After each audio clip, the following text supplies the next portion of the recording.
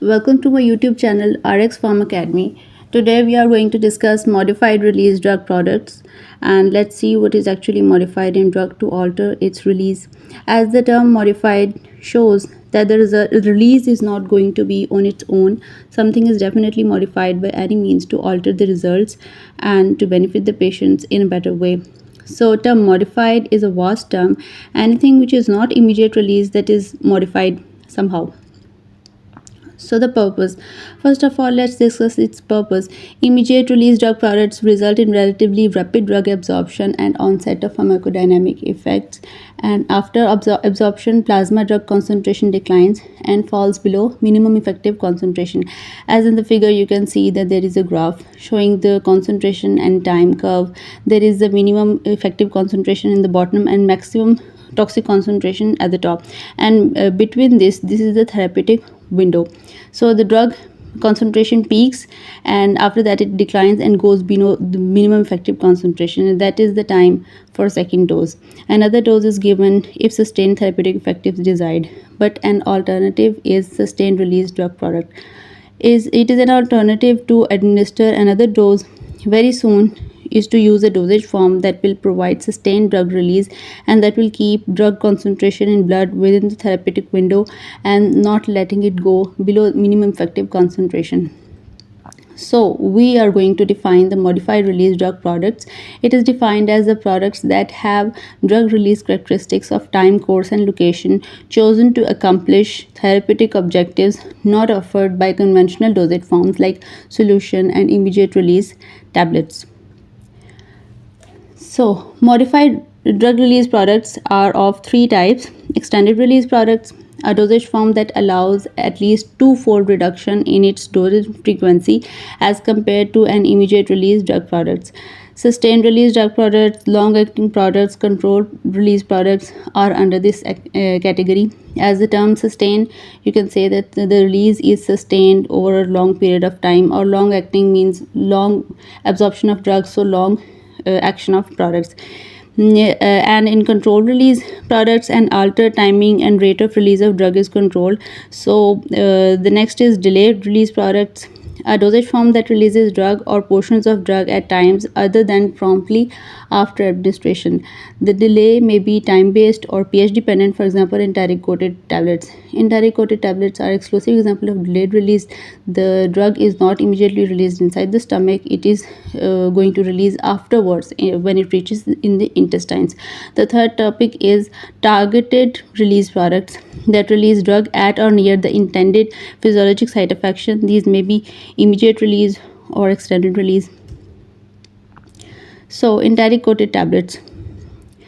These are the tablets that pass through the stomach intact and disintegrate and release their content for absorption along the intestines. Enteric coatings are designed to dissolve at pH 4.8 or greater. For example, enteric coated aspirin. Inside the figure, you can see that these are the enteric coated aspirin in the form of Loprin, enteric coated aspirin in the form of Escard. These two are almost the same, but from the different companies. The materials used for enteric coating are HPMC, hydroxypropyl methyl cellulose, cellulose acetate phthalate, methacrylate polymers, and shellac. The coatings are applied to either whole compressed tablets or granules used in fabrication of tablets or capsules, and the shellac is water insoluble at low pH and water soluble at higher pH. So when it reaches inside the intestine, the pH is high, it becomes water soluble and the coating is dissolved and the drug is released to be absorbed inside the intestines. Repeat action tablets. It usually contains two single doses of medication, one for the immediate release and second one for delayed release. Two-layered tablets are prepared. The outer layer is formed by conventional immediate release formulation and the inner core tablet having drug mixed with such excipients to dissolve after some time or provide the extended release pattern. Inside the figure, you can see that there is a core tablet which is green. This is the extended release, and immediate release formulation is in the form of blue. So an example of this type of product is Rapitabs. This is a very simple but very useful concept, that the tablet is single but designed to show the repeat action. Sustained release drug products. These products are manufactured to dissolve slowly, so they release small amount of medication into a patient's system over an extended period of time. Like you can see GSK's Cuberon T SR. Whenever there is a written SR in the tablets, that means sustained release. And this is Genbro SR tablets. A sustained release drug product may be designed to deliver an initial therapeutic dose, that is loading dose, followed by a slower and constant release of drug. Extended release products are prepared by various techniques. We shall discuss in the next video, but before that, let's discuss its advantages to strengthen the idea that why it is so needed and how it has revolutionized the science of the formulation. So, advantages of extended release products. The first advantage is it allows the sustained therapeutic blood level of the drug and consistent therapeutic response. The other advantage is unwanted side effects due to fluctuating blood levels of the drug may be avoided. Patient convenience is also an advantage which leads to the better patient compliance, and it gives an economic benefit, like several tablets of rapid action tablets when replaced by a single extended release product. It gives an economic benefit and it minimizes the toxicity. As you can see that instead of giving a single high dose product to maintain a level, we will definitely minimize the toxicity. Next is it maintains the efficacy over a longer duration of action for drugs with very short elimination half-life. So let's talk about the disadvantages of extended release products. Oral administration of extended release products may yield erratic or variable drug absorption. Number second, it may be too large in size to swallow for the patient. If extended release contains more than one dosage, so you can see that it may be too large in size to swallow for the patient. And the next disadvantage is if enteric coating is poorly formulated, it may be degraded in stomach, resulting loss of drug action or irritation to the stomach mucosa.